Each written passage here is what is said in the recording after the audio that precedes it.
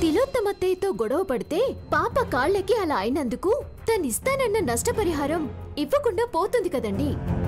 IC, అందుకు నువ్వు ఆశపడుతున్నావా? మా అమ్మ ఆ క్షణానికి మాట మార్చి తప్పించుకుంటుంది. నిన్ను కోటీశ్వరరాలుగా మార్చేస్తుందని కలలు గనుకో. మాటైతే ఇచ్చారు కదా, దాన్ని ఎలా వాడుకోవాలో నాకు బాగా తెలుసు. మా అమ్మ విసిరే బిస్కెట్లకి పడిపోకు. కుక్కలా చూస్తారు నిన్ను. బుల్లిబాబు గారు, అత్తయ్య బిస్కెట్లు విసిరితే కాదనకుండా తీసుకుంటాను. అయితే అవి బంగారు బిస్కెట్లు అయి ఉండాలి. ఛీ, నీతో మాట్లాడి వచ్చిన పని మర్చిపోయాను. పాప పాదాలకి ఆయింట్మెంట్ రాయి.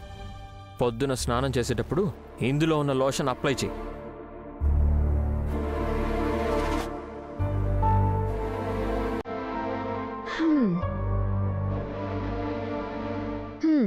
బిడ్డకి తండ్రి కాదన్నయ్యేనా ఇంత కేర్ ఎందుకు తీసుకుంటున్నట్టు?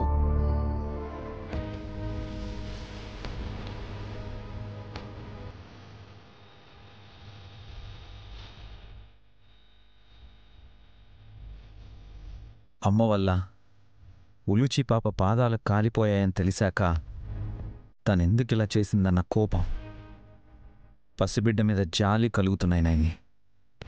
స్వార్థంతోనే ఇలా చేసింది తిలోత్తమత్తయ్య. ఈ వయసులో స్వార్థమేంటి నాయని? మీ పెంపుడు తల్లికి వయసు సగం అయిపోయింది అన్నా ఒప్పుకోదు కదా విశాల్. అదేంటక్క మెళ్ళో హారం లేకుండా వచ్చావు? మీ ఆడవాళ్ళు భలే గుర్తుపడతారు కదా, ఒంటి మీద ఏముందో ఏం లేదోనని. అదే మా టాలెంట్ బాబు. ఎందుకు తీసావక్క? నీకు బాగా నప్పింది కదా. నప్పింది అనడం కన్నా నొప్పిగా ఉందనే చెప్పాలి. పెయిన్ వస్తుందా? ఎందుకు? టైట్ అయిపోయిందా?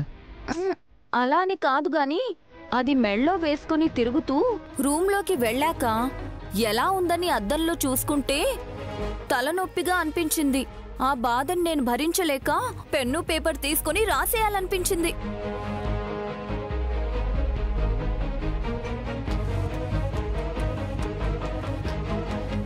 ఏం రాయాలనిపించింది? ఏదైనా. అదేంటోదనా, కవితలు రాయాలనుకున్నావా ఏంటి? ఆ కవితలు కాదు గాని నా మనసులో ఉన్నది రాయాలనిపించింది. నీ మనసులో ఏముంది? ఇప్పటి వరకు చెప్పనివేగా మనసులో ఉంటాయి. సీక్రెట్స్ అన్నీ పేపర్లో రాస్తే అవి అందరికీ తెలిసిపోతాయి కదనా? అవును. నీలో కూడా రహస్యాలున్నాయా అక్క? ఏ ఉండకూడదా చెల్లి? అన్ని విషయాలు చెప్పేస్తే విలువ ఉండదంట కదా.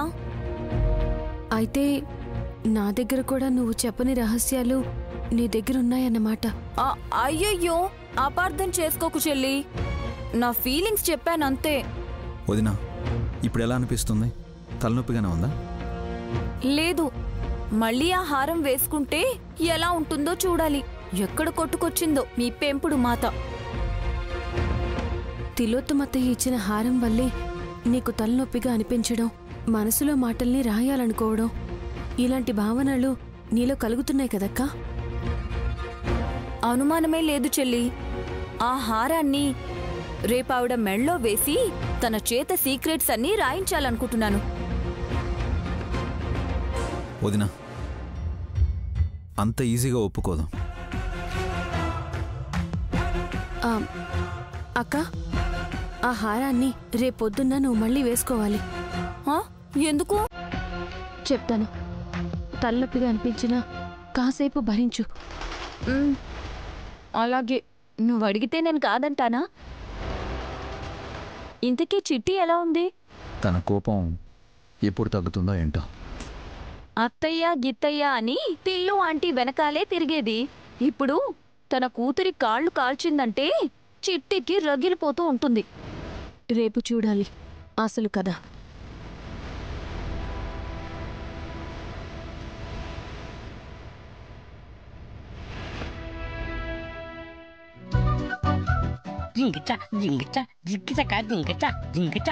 గాయత్రి, ఈ బొమ్మలు తాడుకమ్మా. ఈ లోపల నేను ఓ అమ్మ చేసుకుంటాను. బాబాయ్ గారు, ఆ ఉల్లుచిని చూస్తుండండి, పాలు తీసుకొస్తాను. అలాగేనమ్మా. ఉల్లుచి, బొమ్మలతో ఆడుకుంటూ ఉండమ్మా. నువ్వు కూడా బొమ్మలతో ఆడుకమ్మా.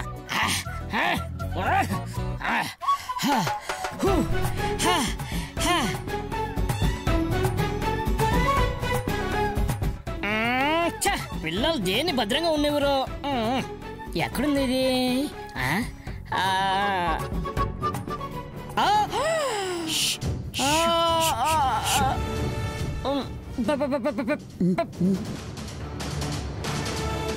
పెద్దమ్మా మళ్ళీ వచ్చి ఉంటే నువ్వు.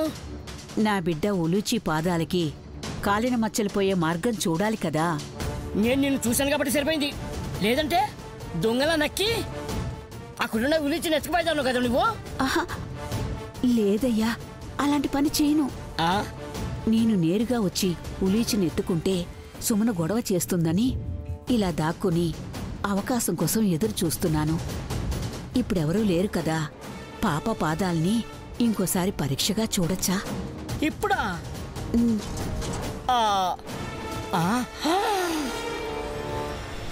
మా ఆవిడ ఆశనం వస్తున్నారు. వాళ్ళు వెళ్ళాక చెప్తానే. దక్కు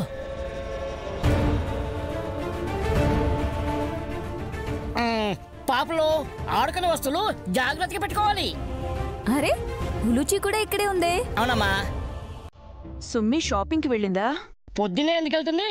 పాలు తీసుకురావడానికి వెళ్ళింది.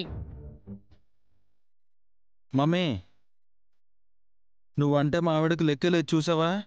అప్పుడే నువ్వు ఇచ్చిన హారం తీసేసింది. నిన్న సాయంత్రమే తీసి పక్కన పెట్టేశాను రాజా. ఎందుకు హాసిని? గిఫ్ట్గా ఇచ్చింది నచ్చలేదా? బావుంది కానీ ఇబ్బందిగా ఉందని చెప్పింది అత్తయ్య. మా అందరి ముందు వేసుకుని తిరగటం ఇబ్బందిగా ఉందేమో. అది కాదు, ఆ హారం వేసుకుంటే హాసిని వదినికి తల తిరిగినట్టు అవుతుందంట.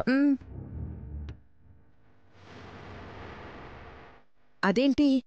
అదే మమ్మీ, మనిద్దరం. రేయ్, నువ్వు నోరు మూసుకుంటావా? వాళ్ళని చెప్పనివ్వు ముందు. All right mummy.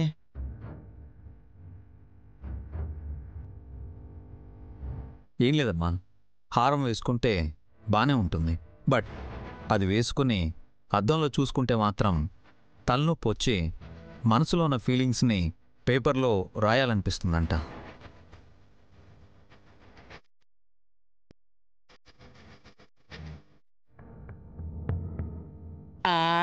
చిత్రంగా ఉంది.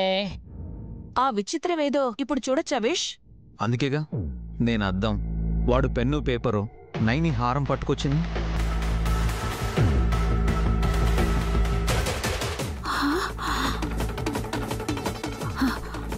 అయ్యో, విశాల్ బాబు అసలు విషయం మర్చిపోయాడనుకుంటా. హారం వేసుకుని అద్దంలో చూసుకున్నాక ఇన్నాళ్ళు గాయత్రి పాపే నైనే కూతురని చెప్పకుండా దాచిపెట్టిన రహస్యాన్ని కాగితంలో రాసేస్తుంది. ఆ నిజం తిలోత్తమ్మకు కూడా తెలిసిపోతుంది. మమ్మీ, నువ్విచ్చిన హారాన్ని మెచ్చుకోకుండా ఇలాంటివి ఇచ్చావా అని నింద వేయడానికి ఇలా నాటకం ఆడుతున్నారనుకుంటా.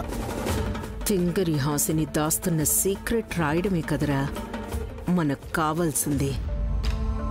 ఎవరు నాటకాలు ఆడుతున్నారో ఒకసారి పరీక్షించి చూస్తే తెలిసిపోతుంది కదా బావగారు. అలాగే కానివ్వండి. హాసినిక్క, నీకు మళ్ళీ అలాగే తలనొప్పిగా అనిపిస్తే ఆ హారం నాకిచ్చేయే. నువ్వు ముందు ఉలూచికి పాలు తాగించు. నీ దృష్టంతా ఇలాంటి వాటి మీదే ఉంటుంది ఎప్పుడు. మీ చూపంతా నా మీదే ఉంటుంది కదా.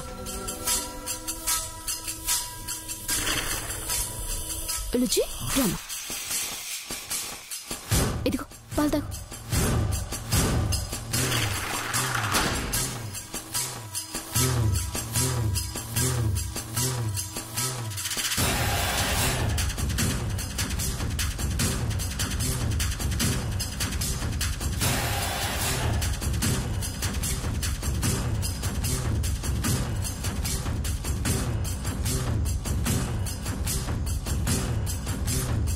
అమ్మా హాసిని, నీ ఫీలింగ్స్ రాస్తే తప్పలేదు కానీ జన్మ రాసిన మటుకు రాయకమ్మా. జన్మరహస్యం ఏమిటి? ఏదోలేవే, పదం బాగుందని అలా పలకెళ్ళే. మీరొకళ్ళు. అక్క అద్దంలో చూడు.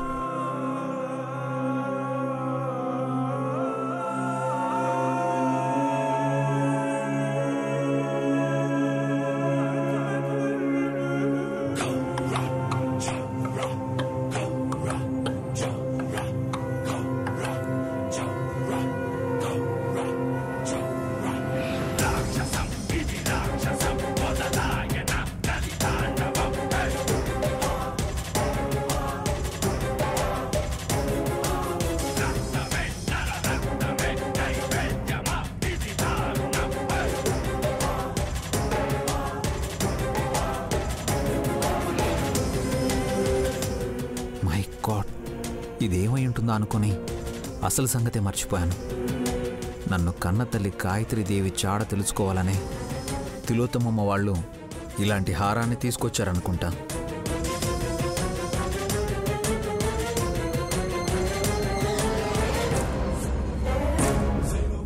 నిజమేనే, అక్కకి తల తిరుగుతున్నట్టుంది.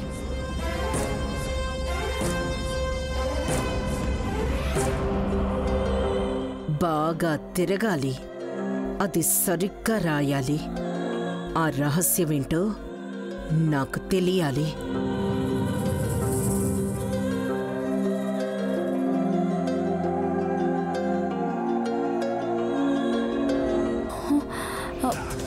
పెన్ను పేపర్ కావాలి.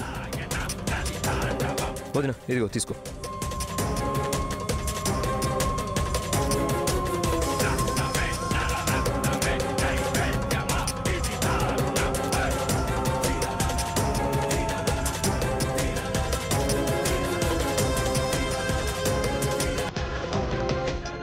అయ్యో, నన్ను నట్టేట ముంచేశావు కదనా. గాయత్రి పాపే మా అమ్మ గాయత్రీదేవి అని రాస్తున్నావు అనుకుంటా.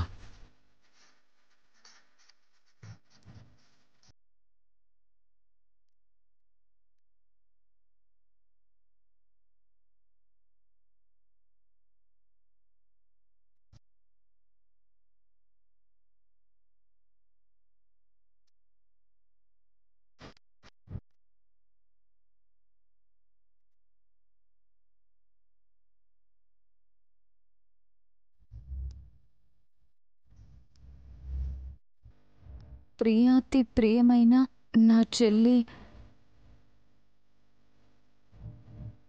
నైనికి మీ అక్క హాసిని ఇన్నాళ్ళు మనసులో దాచిపెట్టుకున్న రహస్యాన్ని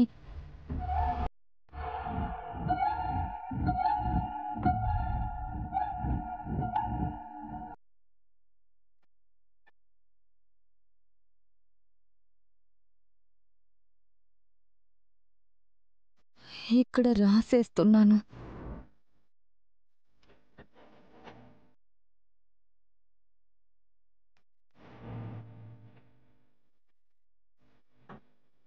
మీరు దత్తత తీసుకున్న పాప గాయత్రి ఎవరో కాదు, నువ్వు కన్న తొలి బిడ్డ మన గాయత్రత్తయ్యే తను. ఇన్నాళ్ళు ఈ విషయాన్ని నీతో చెప్పకుండా దాచిపెట్టినందుకు నన్ను క్షమిస్తావని ఆశిస్తూ ఇట్లు నీ తోడి కోడలు హాసిని. ఏయ్, రాసేసావా? రాసేశాను విశాల్. ఆ అద్దం కిందకి దించే, తలనొప్పి చూడలేకపోతున్నాను. ఏం రాసావు వదినా? తెలీదు, మనసులో ఉన్న మాట అయితే రాశాను, చదవండి. వదినా రాక రా. వదినా జాగ్రత్త. ముందు నువ్వు కూర్చో. పిన్ని, ఈ హారం తీసే. అవును, వెంటనే తీసేయాలి, అప్పుడు గాని తలనొప్పి తగ్గదు.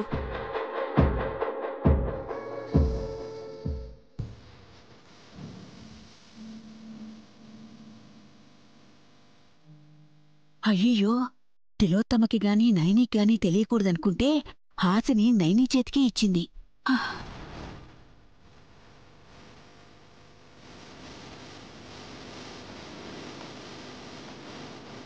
నన్ను క్షమించక్క.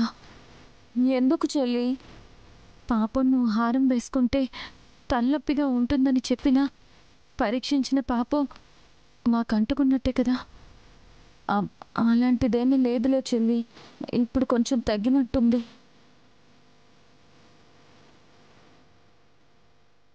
నైని, వదినే రాసిందో చూద్దాం. ఇటు రే ఇటు.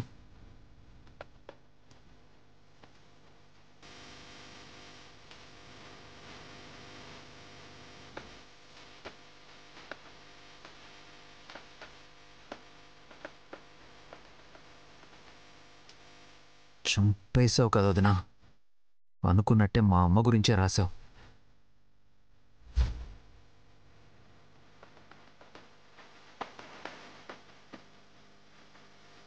ఏం రాసింది బ్రో వదినా? అమ్మ అలా లాగేసుకుంటాయంటమ్మా. విశాల్ స్మైల్ ఇస్తే ఏం అర్థం అవుతుంది? అందుకే నేనే చదువుతాను.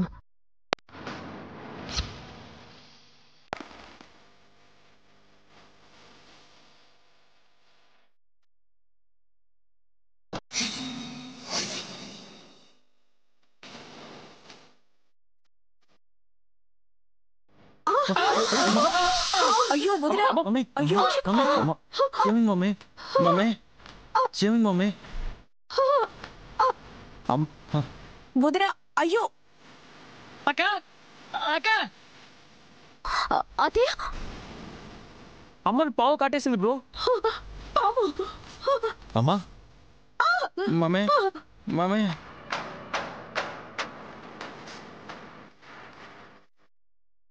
అమ్మా వదినా. మమ్మీ అమ్మా మమ్మీ హాస్పిటల్కి వెళ్దామా మమ్మీ?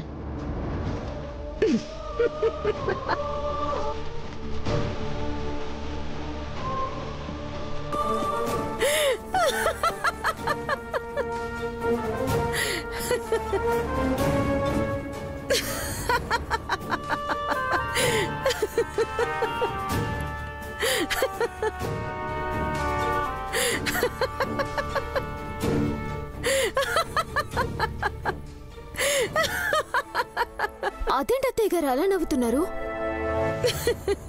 పాము కాటేస్తే నీ నోట్లోంచి నురగ రాకుండా నవ్వొస్తుందేంటోదినా?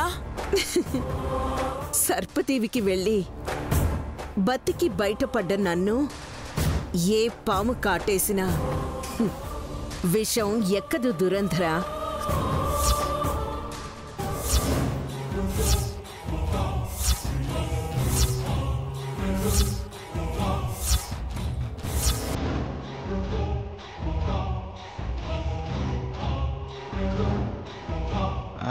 మమ్మీ, హాసిని ఏం రాసిందో నువ్వు చదవకూడదు అని పాము కాటేసిందనుకుంటా.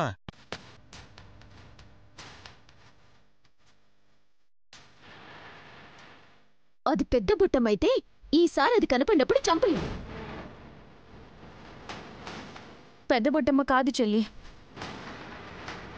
నాగయ్య.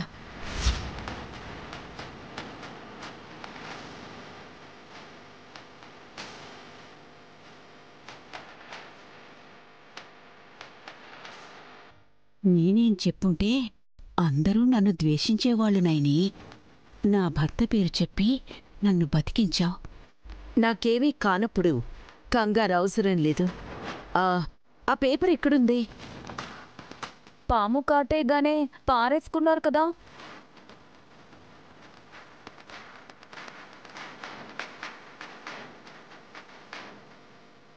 అయ్యో, గాయత్రి పాప చింపేసింది.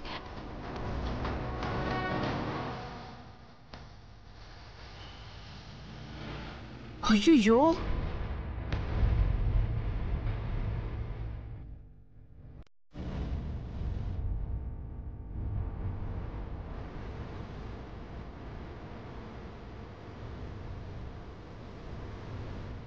సరిపోయింది. హాసిని వదిన ఏం రాసిందో తనకు కూడా తెలీదు.